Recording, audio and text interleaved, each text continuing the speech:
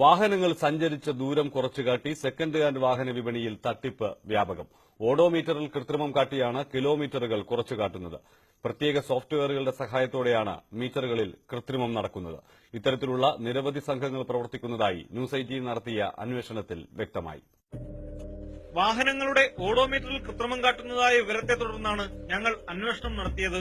86,000 kilometre ഓടിയ digital മീറ്ററുള്ള കാറുമായി Thiruvananthapuram മുട്ടത്തറയിലെ electrical വർക്ക്ഷോപ്പിലേക്കായിരുന്നു ആദ്യ യാത്ര.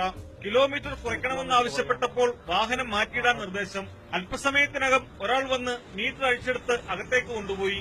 55,000 കിലോമീറ്ററായി മീറ്റർ സെറ്റ് ചെയ്ത് തരണമെന്നാണ് ഞങ്ങൾ ആവശ്യപ്പെട്ടത്. അരമണിക്കൂർ തികയും മുൻപേ മീറ്റർ കൊണ്ടുവന്ന് പുനഃസ്ഥാപിച്ചു. ഒറ്റയടിക്ക് 30,000 കിലോമീറ്ററിലധികം കുറഞ്ഞിരിക്കുന്നു. എല്ലാത്തരം മീറ്ററുകളിലും ഇങ്ങനെ കൃത്രിമം കാട്ടാനാവുമെന്ന് ഇവരുടെ വാക്കുകളിൽ നിന്ന് വ്യക്തം.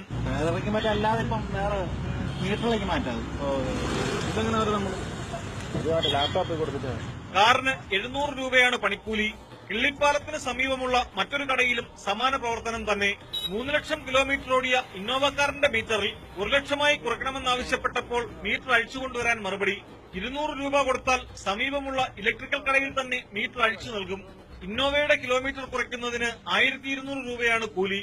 വിൽക്കുമ്പോൾ എന്തെങ്കിലും സംശയം തോന്നുമോ എന്ന് ചോദിച്ചപ്പോൾ ആർക്കും മനസ്സിലാകില്ലെന്നും വിൽപ്പനയ്ക്കുള്ള നിരവധി വാഹനങ്ങളുടെ മീറ്റർ താൻ ഇത്തരത്തിൽ മാറ്റിയിട്ടുണ്ടെന്നുമായി കടക്കാരൻ. വണ്ടി നമ്മൾ അറിയില്ല, അതായത് വേറെ സിസ്റ്റത്തിൽ ചെയ്യുന്നത്. ഓ, അങ്ങനെയാണ്, വേറെ അറിയാനൊന്നുമില്ല. ഈ കച്ചവടക്കാർക്കാണ് മനസ്സിലാക്കുന്നില്ല. ഇല്ല. ഞങ്ങൾ നിൽക്കുമ്പോൾ തന്നെ മറ്റു ചില ആവശ്യക്കാരും ഇവിടെ എത്തിയിരുന്നു. പഴയ വാഹനം വാങ്ങുമ്പോൾ ആ വാഹനം അതുവരെ എത്ര കിലോമീറ്റർ സഞ്ചരിച്ചു എന്നത് വില നിർണ്ണയിക്കുന്നതിലടക്കം പ്രാധാന്യമുള്ള വിഷയമാണ്. ടയർ കറക്കി മീറ്റർ മറിക്കുന്ന പ്രവണത ഡിജിറ്റൽ മീറ്റർ ആയപ്പോൾ പറ്റാതെ വന്നെങ്കിലും കമ്പ്യൂട്ടർ വിദഗ്ധരുടെ സഹായത്തോടെ അതിനെ മറികടന്നിരിക്കുകയാണ് ഈ രംഗത്ത് പ്രവർത്തിക്കുന്നവർ. വാഹന വിപണിയിൽ നടക്കുന്ന വൻ തട്ടിപ്പാണ് ഞങ്ങൾ തുറന്നു കാട്ടുന്നത്. ഇനി ഇക്കാര്യത്തിൽ നടപടിയെടുക്കേണ്ടത് അധികൃതരാണ്. തിരുവനന്തപുരത്ത് നിന്നും ക്യാമറമാൻ PV രഞ്ജിത്തിനൊപ്പം പ്രദീപ് സി നെടുമൺ, ന്യൂസ് 18.